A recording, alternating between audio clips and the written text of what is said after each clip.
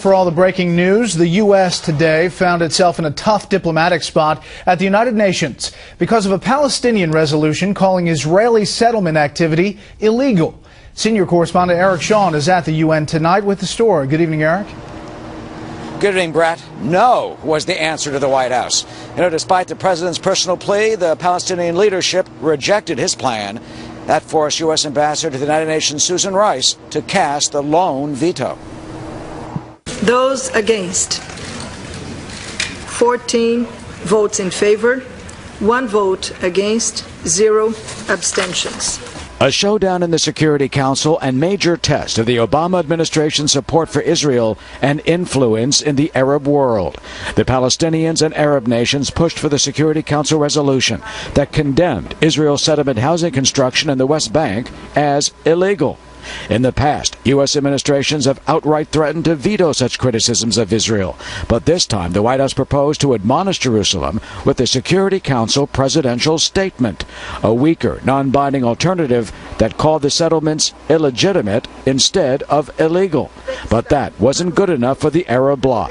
Despite President Obama's lengthy phone call with Palestinian President Mahmoud Abbas, urging that the resolution be pulled, Abbas turned Mr. Obama down. While we agree with our fellow council members, and indeed with the wider world, about the folly and illegitimacy of continued Israeli settlement activity, we think it unwise for this council to attempt to resolve the core issues that divide Israelis and Palestinians.